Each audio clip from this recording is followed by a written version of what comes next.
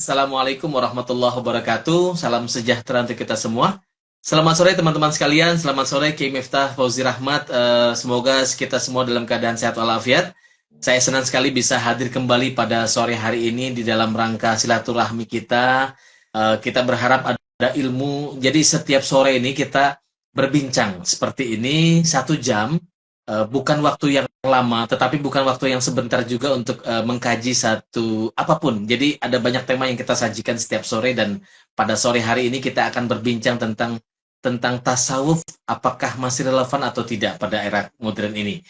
Nah, teman-teman sekalian, ini adalah pertemuan kita yang ketujuh dan kita sengaja membahas tema ini karena menganggap ini adalah satu ilmu yang perlu kita ketahui bersama bahwa ada dua pandangan umum di dalam masyarakat muslim tentang bagaimana apakah tasawuf itu masih relevan atau tidak di era kekinian.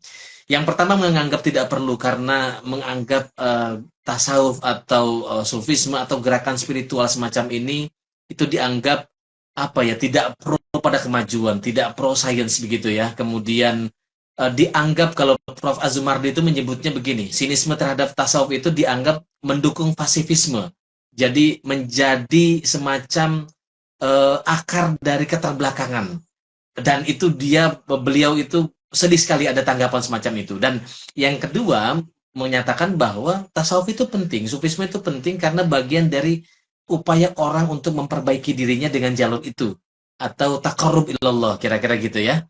Nah, dua pandangan ini kan ada di hadapan kita dan kira-kira apakah di era ini di tengah perkembangan digital yang begitu pesat, teknologi yang semakin maju, apakah masih penting untuk belajar tasawuf atau melakukan gerakan atau ikut terlibat di dalam gerakan tasawuf. Nah, itu kira-kira Pak Kiai yang akan kita perbincangkan.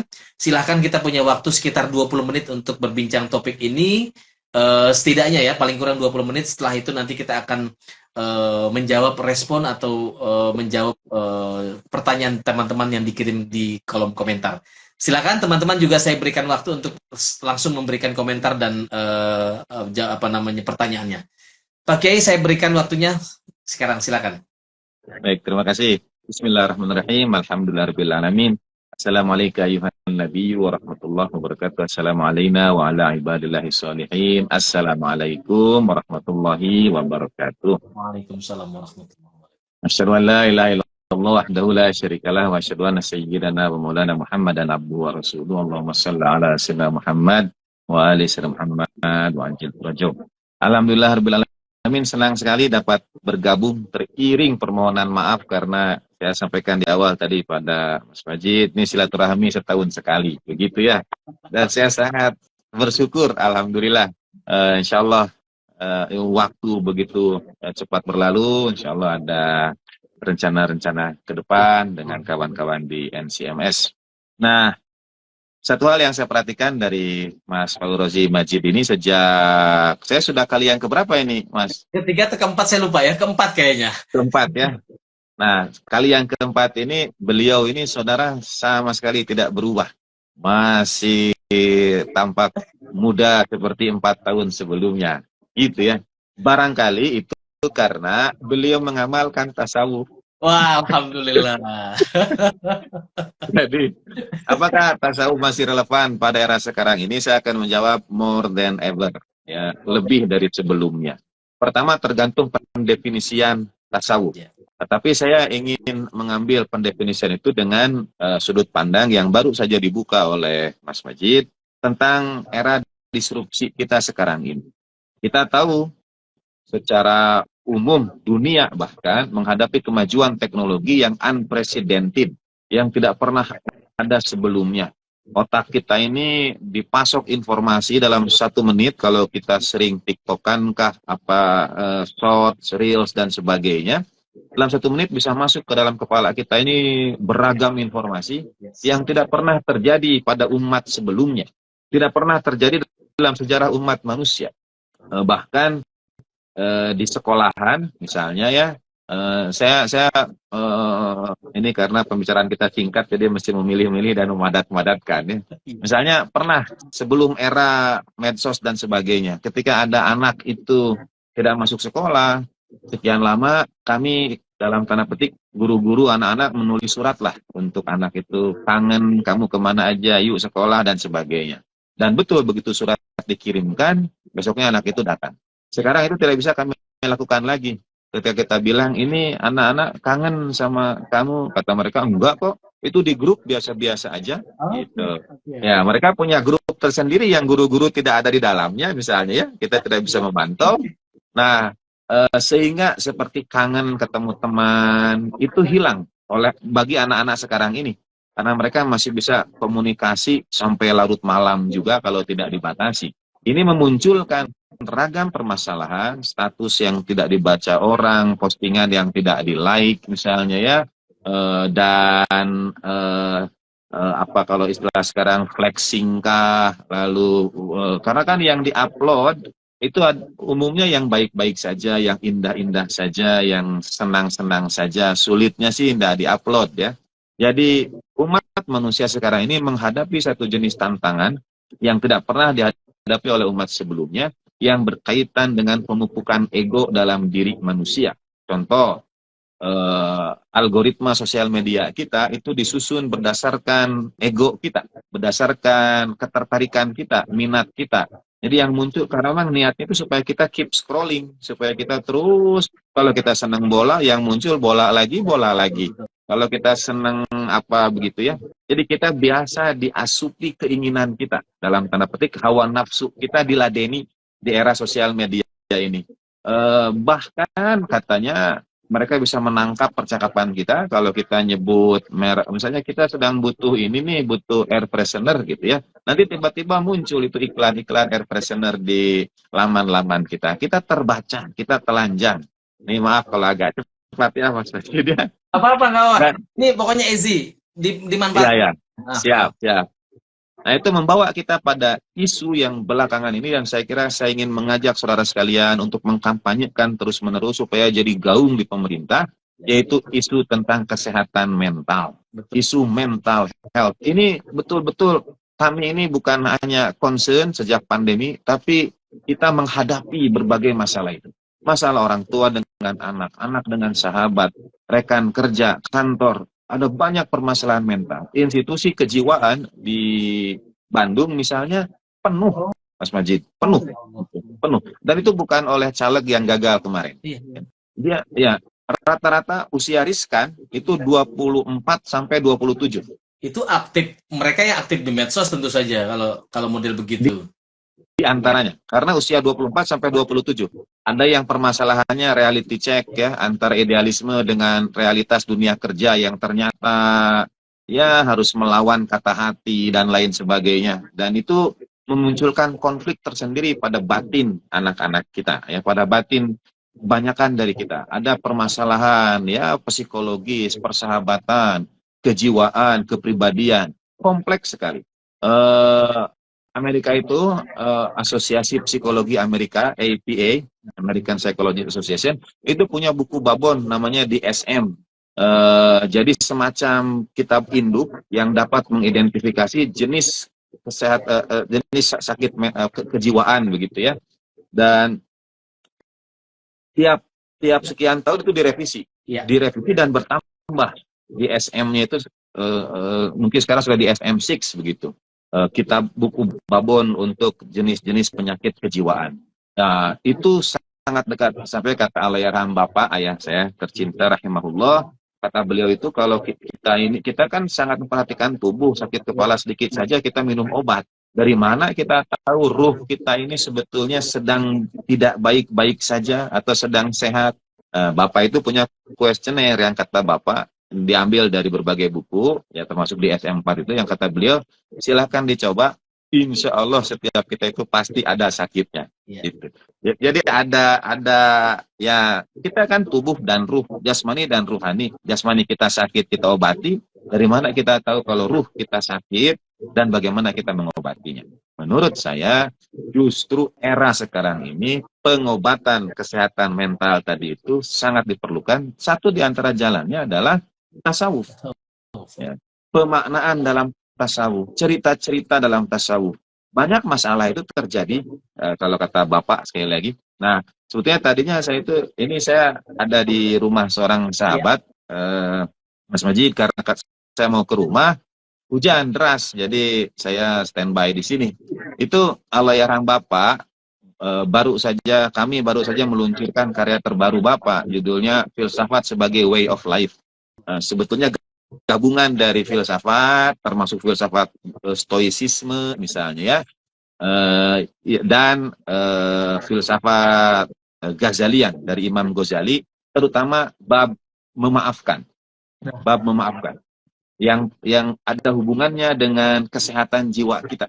Kalau kata Dale Carnegie, we may not be saintly enough to forget and forgive our enemies. Kita mungkin tidak terlalu suci untuk dapat melupakan dan memaafkan musuh kita. But for the sake of your health and happiness, forgive them. Itu. Demi kesehatanmu, maafkan mereka. Gitu. Nah, tasawuf sebetulnya mengajarkan kepada kita satu set of apakah itu mindset kita atau bahkan ritual ketika kita dididik untuk lebih tenang, lebih jernih, sehingga dia menjadi bekal untuk menghadapi permasalahan. Terutama, kalau kata Bapak, beragam masalah itu yang perlu diluruskan adalah masalah tentang bagaimana menyusun narasi di kepala kita ini. Bagaimana kita menghadapi masalah itu. Sudut pandangnya seperti apa. Dan dalam tasawuf kita bisa belajar dari saya sebutkan 3 contoh saja. Tasawuf bisa diambil dari ajaran, dari teori, dari sesuatu yang misalnya tentang bagaimana mensucikan diri dan sebagainya, tapi juga bisa diambil dari kisah, dari cerita-cerita para sufi, ya. Hikmah. Ini juga favorit saya, karena kata Allahyarham Bapak, kalau cerita, sama. Saya masih ingat, kalau cerita itu orang tidak bisa debat dengan dalil, itu katanya. Karena kan dongeng namanya juga, cerita, ya, hikmah. Jadi tidak akan bisa didebat, tidak ada dalilnya lah, memang ini cerita. Gitu. Jadi bukan perkara dalil. Kalau dalil kita bisa beradu argumentasi benar dan salahnya. Kalau cerita dan ayat Al-Quran itu banyaknya cerita. Nah, saya ambil 3 contoh cerita tasawuf ya. Nabi Isa alaihissalatu wassalam bersama para sahabat lewat ada bangkai anjing, dan masing-masing sahabat itu kemudian dalam tanda petik mengecam atau menyampaikan sesuatu yang tidak pantas tentang bangkai anjing ini. Baulah, busuklah, bernanahlah, berlendirlah, dikerubungi lalatlah, dan sebagainya. Itu disampaikan semua. Kemudian Nabi Isa menjawab, alaihissalam, mengapa tidak kalian uji giginya yang masih putih? Nah, itu menurut saya ada nilai di situ. Jadi seapapun orang ya, katakanlah sesalah apapun, seburuk apapun, misalnya di era mental health sekarang ini, aduh saya sudah melakukan dosa sangat besar, kayaknya Tuhan tidak lagi mengampuni saya, masihkah ada ampunan Tuhan bagi saya, dan sebagainya lah. Nah, pernyataan itu saja adalah sebuah gigi putih yang mesti kita kejar. Nah, itu diajarkan oleh tasawuf. Kisah kedua, Dzunun al-Misri, saya kira ya, ketika di Sungai Nil itu melihat ada anak-anak muda yang pesta pora. Perahu Dzunun al-Misri berdekatan. Kata murid-murid Dzunun al-Misri, guru, itu anak-anak muda itu sedang berpesta, doakan mereka dalam tanda petik supaya Tuhan ingatkan mereka lah kalau bisa mungkin celaka atau apalah begitulah ya. Saya harus rujuk lagi cerita persisnya. Kemudian Dzunun al-Misri mengangkat tangan dan berdoa, ya Allah, sebagaimana Engkau beri mereka kenikmatan di dunia, beri juga mereka kenikmatan di akhirat. Itu. Iya, ini kan sudut pandang, perspektif. Jadi, dan itu diajarkan oleh para sufi ini. Dan ketika perahu ini mendekat, anak-anak muda itu melihat Dzunun al-Misri justru menjadi sangat berubah lah. Begitu. Alih-alih, dan kata Dzunun, tidakkah ini lebih baik? Bukankah mendoakan seperti itu lebih baik daripada mendoakan diturunkan azab misalnya. Cerita ketiga itu Syari As-Sakoti. Beliau ini seorang sufi yang diketahui ibadah banyak di masjid, duduk ya, tapi wiridannya itu hanya satu, yaitu astagfirullahaladzim, beristighfar. Sehingga ada seseorang yang kemudian tertarik dan tanyalah, kau ini apa yang sudah kau lakukan, dosa apa yang sudah kau lakukan, sehingga wiridanmu itu hanya istighfar. Bukankah banyak wiridan yang lain, tapi kau ini istighfar aja. Kata Syari As-Sakoti, aku itu sudah istighfar seperti ini 30 tahun. untuk satu alhamdulillah yang aku ucapkan. Ceritanya, dia dulu pedagang di pasar Baghdad, dan satu malam orang-orang datang keluar, begitu terdengar suara pasar Baghdad terbakar, pasar Baghdad terbakar. Mereka berlarianlah dan melihat pasar itu terbakar. Syariah As-Saqati melihat yang lainnya terbakar kecuali kios dia, kecuali toko dia, dan dia berucap alhamdulillah. Kata dia, kemudian dia sadar, saya bersyukur sementara kawan-kawan saya kiosnya yang lain terbakar. Jadi saya mengucap ampun 30 tahun untuk satu alhamdulillah yang saya ucapkan. Itu mengajarkan kepada kita syukur tidak boleh membanding-bandingkan nikmat. Syukur adalah karunia khas Allah Ta'ala untuk kita. Kita tidak boleh, untung saya ambil jalan ini, coba jalan yang tadi macet. Nah, itu sebetulnya ajaran tasawuf, karena satu di antara sebab atau faktor isu mental health ini adalah karena kita hidup membanding-bandingkan. Yang menjadi penderitaan manusia di era modern ini, hidup membanding-bandingkan. Mulai membanding-bandingkan merek HP, ya, membandingkan menu yang difoto kalau waktu berbuka. Itu kita perlu bimbingan, karena hidup membanding-bandingkan ini tidak nyaman, ya. Kalau tidak punya bekal, lihat orang lain sudah ganti HP lagi, lihat orang lain sudah ganti motor lagi misalnya, padahal kita tidak tahu kalau itu mereka kredit atau pinjam atau sewa dan sebagainya. Nah, karena itu menurut saya tasawuf relevan more than ever, terutama di era disrupsi sekarang ini. Kita dituntut, atau tasawuf dapat membimbing kita untuk memberikan makna pada kehidupan, melihat dari sudut pandang seperti apa. Raihlah hikmah dari kisah-kisah para sufi itu. Nasruddin Hoja misalnya, satu saat dia menjemur pakaiannya dan pakaiannya terbawa angin, angin besar datang, terbang. Dia mengucap syukur, alhamdulillah. Itu kata sahabatnya, kau ucap syukur padahal pakaianmu kan terbang. Kata dia, bayangkan kalau pakaian itu terbang dan saya masih memakainya. Katanya gitu. Jadi ya, alhamdulillah pakaiannya terbang itu tidak saya pakai. Coba kalau masih saya pakai, saya ikut ke bawah terbang gitu. Nah, itu sudut pandang. Atau ini cerita penutup. Saya punya sahabat yang ya satu saat datang dengan kendaraan baru, diisi dengan sound system yang cukup bagus, lalu mengajak saya jalan-jalan. Saya jalan-jalan lah dengan sound system yang bagus itu. Selang berapa hari dapat berita sound systemnya itu dibobol orang, dimaling. Sudah kali berikutnya dia mengadakan acara ulang tahun anaknya. Saya datang dengan anak saya.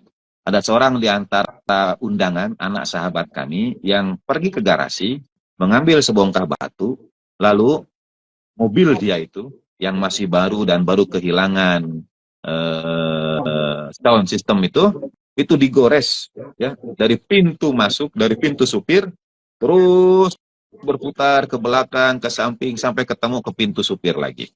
Bisa pakai tawaf lah, digores gitu. Kawan saya mau marah, sedang ulang tahun, anak kecil lagi, mau bagaimana kan? Nah, terus dia menyampaikanlah, saya ini apa yang terjadi pada saya? Sound system kemalingan, mobil digores. Saya sampaikanlah kepada dia, sakit hati, sakit, ya kamu yang salah. Saya bilang, kenapa kok saya yang salah? Sound system saya dibobol, maling dong yang salah. Digores orang, anak, kamu yang salah. Saya bilang, kenapa? Karena kamu tidak simpan mobilmu itu di garasi. Saya simpan di garasi. Tidak, kamu simpan mobilmu itu di hati. Makanya ketika lihat tergores, yang sakit garasi apa hati? Sakit hati kan? Sakit hati. Itu karena kau simpan mobilmu itu di hati. Coba simpan di garasi. Tidak akan sakit hati. Tapi sakit garasi. Gitu ya. Nah, itu sebetulnya diajarkan diantaranya di dalam tasawuf. Saya kira itu dulu, Mas. Nanti kita bisa bincangkan lebih jauh. Terima kasih banyak. Alhamdulillah, ini banyak sekali inspirasi hikmah dari Kiai Miftah Rahmat. Saya kira teman-teman sekalian yang kita sama-sama menyimak bahwa isu kesehatan mental, kemudian rapuhnya jiwa itu menjadi jalan bagi pentingnya kehadiran tasawuf. Tasawuf dalam pengertian kita bisa lebih apa istilah tadi, kalau menurut istilahnya Kiai Miftah tadi, dengan tasawuf itu membina akal, hati kita, akal kita untuk bisa menjadi lebih bijaksana lagi, lebih baik lagi. Nah, teman-teman sekalian, saya ingin undang teman-teman untuk mulai bertanya soal perkara ini. Tapi sebelum itu saya ingin mengatakan begini. Ada pertanyaan masuk soal sikap membatin seseorang, Pak Kiai. Jadi kadang membatin, kita tuh sering membatin di dalam hidup kita tuh sering membatin, memilih antara pekerjaan, meneruskan pekerjaan, katakanlah kita dalam satu institusi gitu ya, apapun dimanapun, atau memilih kata hati nurani. Ada yang keliru kira-kira dari perintah atasan kita atau teman kita. Ini bagaimana situasinya? Karena kalau pekerjaan itu berkaitan dengan diri kita dan keluarga kita, sementara kebenaran itu adalah sesuatu yang nggak bisa ditawar, kira-kira gitu. Pakai ini kan sering dilema seperti ini. Sebetulnya bukan dilema, tapi kadang-kadang orang modern menyebutnya itu sebagai dilema.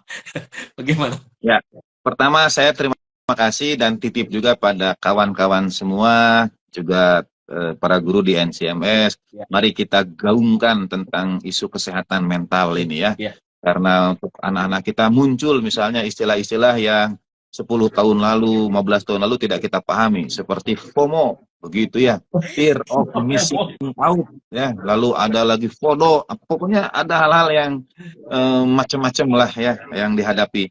Anak-anak sekarang punya bahasa-bahasa yang orang tuanya bisa jadi satu saat tidak paham. Istilah seperti SAS, RIS, apalagi begitu ya, red flag, green flag. Kalau diminta menulis itu bakal banyak tuh. Ya. Iya. Orang kita itu bisa tidak paham itu kalau tidak mengikuti perkembangan.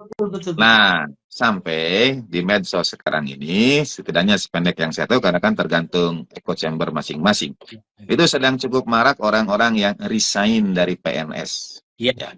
Jadi ada yang posting akhirnya saya dan lain sebagainya, kemudian ditimpali, ya Kak, saya juga sudah tahun lalu dan sebagainya. Kok kayak jadi seperti fenomena ini, padahal orang berharap ingin jadi PNS, sebagian orang berharap ingin jadi PNS, malah ini ada yang sudah jadi PNS mundur.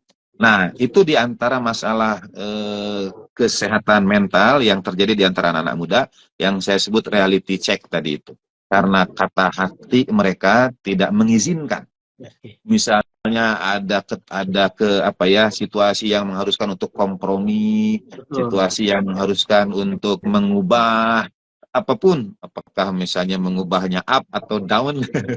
Tapi justru di satu sisi kita mesti bersyukur karena anak-anak ini punya integritas.